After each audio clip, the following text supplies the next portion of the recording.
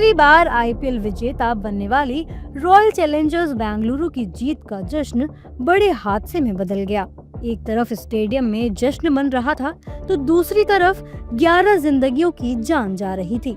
RCB के खिलाड़ियों के स्वागत में चिन्नास्वामी स्टेडियम के बाहर इतनी भीड़ जुटी कि स्थिति बेकाबू हो गई और भगदड़ मचने से 11 लोगों की मौत हो गई, जबकि 33 घायल हो गए। घटना पर कर्नाटक हाई कोर्ट ने नोटिस लिया है।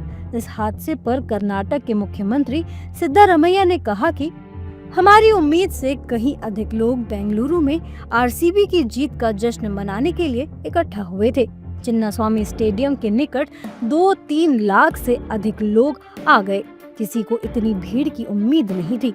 स्टेडियम में एक छोटा सा द्वार था, बड़ी संख्या में लोग पहुंच गए थे। उन्होंने इसे तोड़ दिया, जिससे भगदड़ मच गई।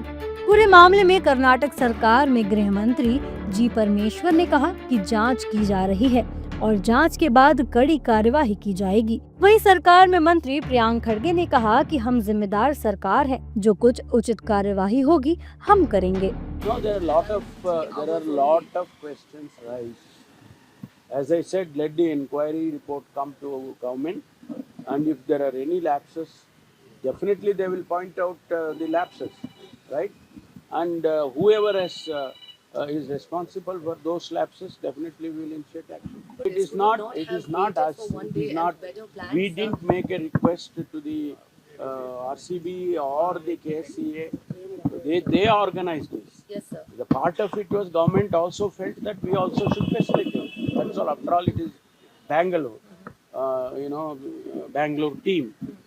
The government also felt that let us be part of that celebration. That's all. Beyond that, we didn't ask.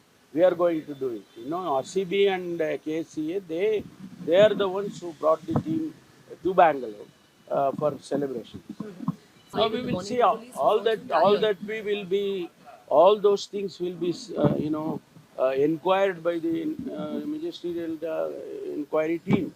Once that report comes, then all these things will be answered. CM and the DCM spoke yesterday saying that we are not going to defend anything.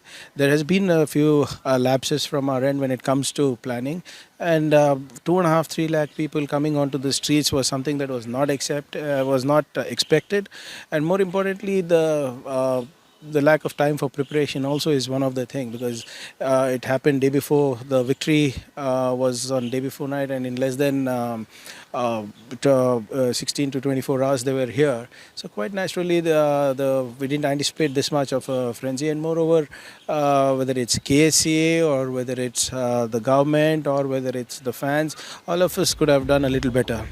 जबकि BJP से CM Siddaramaiah, deputy CM DK Shiv Kumar और Karnataka cricket board की आपराधिक लापरवाही का नतीजा बता रही है, और जेडीएस प्रवक्ता मनीष कुमार ने इस घटना को सरकार की नाकामी बता दिया।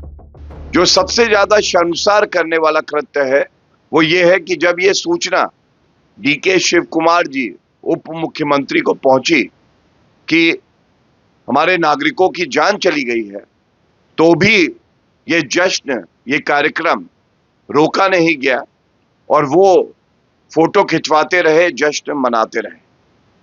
मैं समझता हूं हर अपराध की सजा होती है और ये अपराध की श्रेणी में आता है। सिद्धारमैया जी और डीके शिव कुमार जी को तुरंत बर्खास्त करना चाहिए और एक अपराधी की जगह जेल की सलाखों के पीछे होती है, उनकी जवाबदेही है, उनके ऊपर मुकदमा चलना चाहिए और उनकी गिरफ्तारी होनी चाहिए। ये सरकार की सरासर नाकामी है और इतने शॉर्ट नोटिस पे इन्होंने आयोजन किया इसका सिर्फ अपनी राजनीति चमकाने के लिए। और जिस तरीके से सिद्धारमैया सरकार बिहेव कर रही है कर्नाटक के अंदर, और इनका तो रवैया ये है, ये फ्री वो फ्री और साथ में मौत भी फ्री। तो ये इनका जिस तरीके का सरकार का चरित्र है वो, इसकी तो मैं निंदा करता हूँ। इस पूरी घटना पर आरसीबी ने भी दुख जताया है। आरसीबी ने सोशल मीडिया पर पोस्ट करते हुए लिखा, आज दोपहर टीम के इंतजार में बेंगलुरु में लोगों की भीड़ के बारे में मीडिया रिपोर्टों के माध्यम से सामने आई दुर्भाग्यपूर्ण घटनाओं से हम बहुत दुखी हैं। सभी की सुरक्षा और भलाई हमारे लिए सबसे महत्वपूर्ण है। आरसीबी दुखद मौत पर शोक व्यक्त करता है और प्रभावित परिवारों के प्रति अपनी संवेदना व्यक्त करता है। स्थिति से अवगत होने के तुरंत बाद हमने तुरंत अपने कार्यक्रम में बदलाव किया और स्थानीय प्रशासन के मार्गदर्शन और सलाह का पालन किया। हम अपने सभी समर्थकों से आग्रह करते हैं कि कृपया सुरक्षित रहें। इसके अलावा विराट कोहली ने भी सोशल मीडिया पर पोस्ट किया और लिखा, मेरे पास कहने के लिए शब्द नहीं है, पूरी तरह से टूट गया हूँ। बेंगलुरु की भगदड़ में सभी 11 मृतकों की उम्र 33 से कम बताई जा रही है, जिसमें 3 तो टीनएजर बताए जा रहे हैं।